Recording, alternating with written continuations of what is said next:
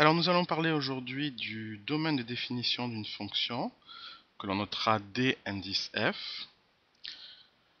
Alors nous verrons tout d'abord la définition, ensuite les fonctions qui posent problème et enfin des exercices d'entraînement que vous pourrez faire chez vous. Alors, tout d'abord la définition, on dit que le domaine de définition d'une fonction f, que l'on note D indice F, c'est l'ensemble des réels x pour lequel f de x existe. Alors reprenons l'image avec la friteuse qui représente une fonction. Vous allez mettre des patates dans la friteuse et pour obtenir des frites. Maintenant, bien entendu, vous n'allez pas mettre de cailloux, de pierres dans une friteuse, sinon la friteuse s'enraye. Eh bien, en réalité, le domaine de définition, c'est toutes les valeurs de x qui seront bonnes pour la fonction, qui ne seront pas corrompues, entre guillemets, qui feront que la fonction marche bien. Alors prenons un exemple, ici vous avez la courbe représentative d'une fonction et vous voyez que cette fonction est définie elle définit non pas pour tous les nombres réels, puisque la fonction commence pour x égale moins 2 et se termine pour x égale 3. Au-delà, par exemple pour x égale 4, f de 4 n'existe pas. Et en deçà, par exemple x égale moins 3, il n'y a pas de f de moins 3 n'existe pas non plus. Donc x sera compris entre moins 2 et 3, et nous pourrons dire que l'ensemble de définition c'est égal à moins 2, 3 fermé. Alors notons que, comme je l'ai dit, f de 4 n'existe pas. Donc 4 c'est le caillou qui fait que la machine ne fonctionne pas. Voyons maintenant les fonctions qui posent problème. Alors il existe deux types de fonctions qui posent problème, celles qui contiennent une division par x. Alors, prenons comme exemple f de x égale cette fonction-là. Vous remarquez qu'il s'agit d'une division. Ici, vous avez une fraction. Et que l'on va diviser par 1 moins 2x, donc quelque chose qui contient du x. Alors, cela va poser problème. Pourquoi? Alors, nous le verrons par la suite. Petit b, le deuxième type de fonction qui pose problème, c'est celles qui contiennent une racine carrée. Alors, exemple, g de x égale moins 3 racine carrée de quelque chose qui dépend de x, 5 moins 4x. Alors examinons ces deux types de fonctions. Tout d'abord celles qui contiennent une division par x. Prenons l'exemple le plus simple, f de x égale 1 sur x, où on divise par x. Voilà la représentation graphique de cette fonction. Nous notons par exemple que pour x égale 1, eh bien, f de 1 c'est égal à 1 sur 1, c'est-à-dire 1. Prenons l'exemple de 2, f de 2, donc il suffit de remplacer x par 2, ça fait 1 sur 2, autrement dit 1 demi. Effectivement, f de 2 est bien égal à 0,5, 1 demi. Alors, certaines valeurs de x vont poser problème. Voyons lesquelles. Bien, vous savez que lorsqu'on fait une division, on ne peut pas diviser par 0. Donc x est forcément différent de 0. Si x était égal à 0, ça serait le petit caillou qui va faire que la fonction ne marche pas, puisqu'on ne peut pas diviser par 0. Donc f de 0 n'existe pas, je viens de le dire. On peut dire que le domaine de définition, finalement, c'est l'intervalle qui va de moins l'infini à 0, c'est-à-dire d'ici jusqu'à là, 0 étant une valeur exclue de l'intervalle, union 0 ouvert jusqu'à plus l'infini. Autrement dit, le domaine de définition comprend toutes les valeurs réelles, sauf 0. Alors on pourra le noter également comme ceci. Le domaine de définition est égal à R, qui est l'ensemble des réels, privé du nombre 0. Voyons un deuxième exemple qui contient une division par x. Voyez cette fonction, f de x égale 3x plus 6, le tout divisé par 5x moins 10. Donc on divise par quelque chose qui dépend de x au dénominateur. Alors, quels sont les problèmes? Alors, nous voyons ici la courbe représentative et il semblerait, après avoir tracé cette courbe, qu'on ait un problème pour x égale 2. En effet, pour x égale 2, eh bien, il n'y a pas de point correspondant, il n'y a pas d'image. Il semblerait que f de 2 n'existe pas. Alors vérifions-le par le calcul. Donc, puisqu'on ne doit pas diviser par 0, le dénominateur doit être différent de 0. Autrement dit, 5x moins 10 est forcément différent de 0. Cela nous amène à dire que 5x est différent de plus 10, puisque j'ai fait passer le moins 10 à droite, il est devenu plus 10. je divise par 5 des deux côtés, je trouve x différent de 10 divisé par 5, autrement dit, x différent de 2. L'ensemble de définition, c'est donc moins l'infini, l'intervalle de moins l'infini à 2 étant exclu, union 2 exclu, jusqu'à plus l'infini. Autrement dit, c'est l'ensemble des réels qui est privé de la valeur 2. 2 étant le petit caillou qui fait que la fonction ne marche pas. Tous les autres nombres réels marchent. Voyons maintenant les fonctions qui contiennent une racine carrée. Alors l'exemple le plus simple est celui de la fonction qui est définie par f de x égale racine de x. Donc il s'agit d'une racine carrée de quelque chose qui dépend de x. Voilà sa courbe représentative. Alors il semblerait que les valeurs négatives qui sont ici sont les cailloux qui fait que la machine s'enraye.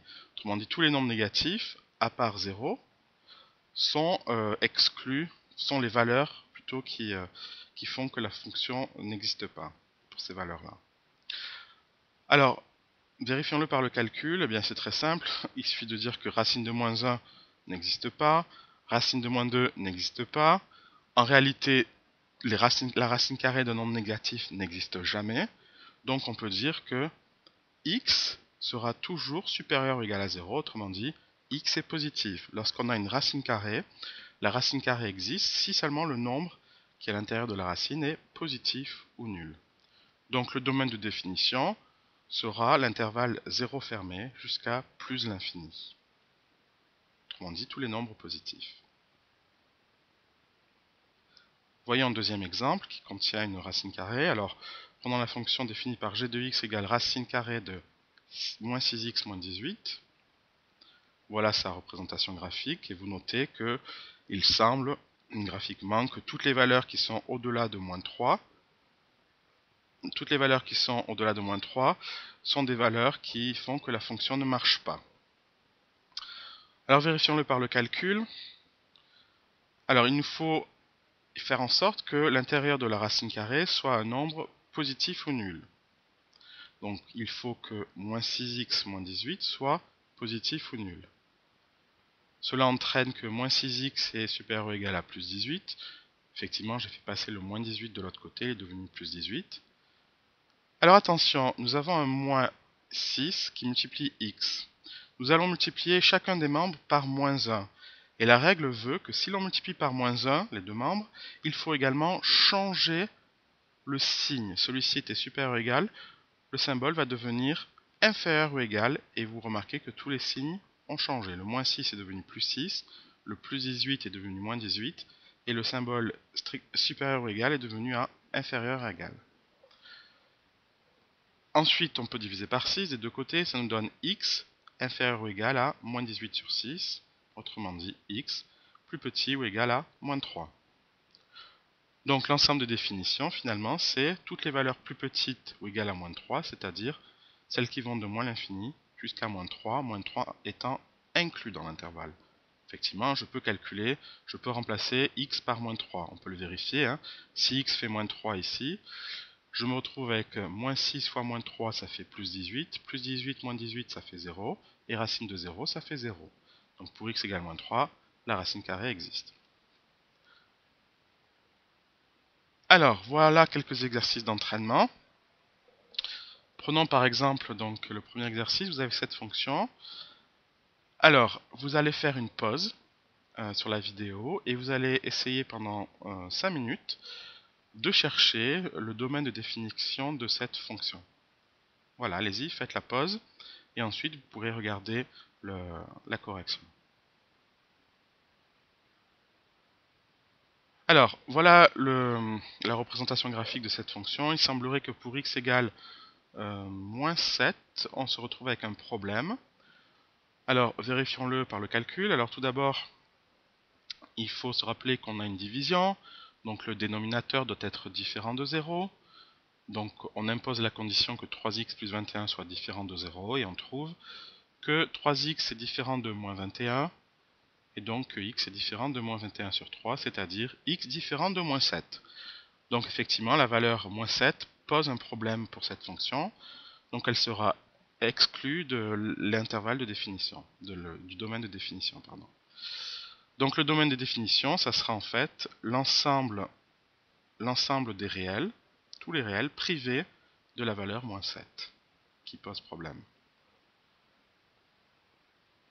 Deuxième exercice d'entraînement, voilà une fonction qui contient une racine carrée et une fraction. Alors, faites une pause et essayez de trouver l'ensemble de définitions.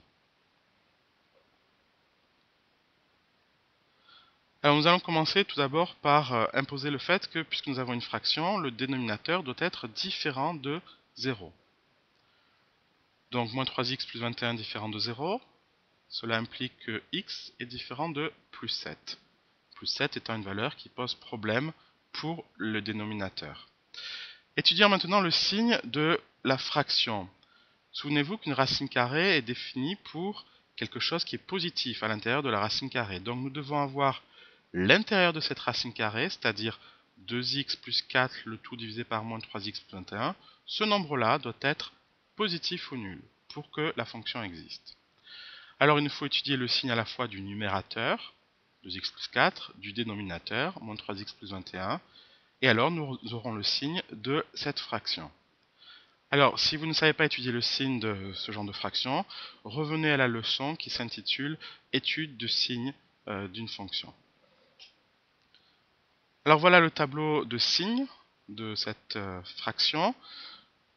Donc, le signe de 2x plus 4, nous le voyons ici.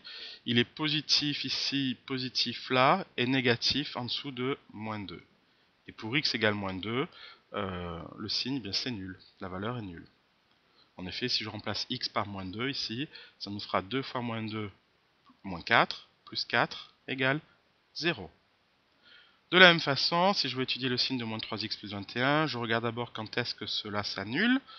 Alors, on l'a déjà démontré que cela s'annulait pour x égale plus 7. Donc, quand x égale 7, moins 3x plus 21 égale à 0. Maintenant, j'étudie le signe, je vois que c'est positif avant et négatif après, au-delà de 7. Je peux maintenant, étant donné que j'ai les numérateurs ici et les dénominateurs ici, je peux maintenant étudier le signe du numérateur sur le dénominateur. Cela revient à faire le quotient de moins par plus, et vous savez que moins par plus, cela donne moins. 0 divisé par plus, cela donne 0. Plus divisé par plus, cela donne plus. Plus divisé par 0, attention, on ne peut pas diviser par 0, donc je mets 2 barres, cela indique que la fraction n'existe pas. Et enfin, plus divisé par moins, je trouve moins. Donc finalement, la fraction est positive ou nulle pour des valeurs de x qui sont comprises entre moins 2 inclus et plus 7 étant exclus. Donc le domaine de définition de cette fonction g est égal à moins 2 inclus jusqu'à plus 7 exclus.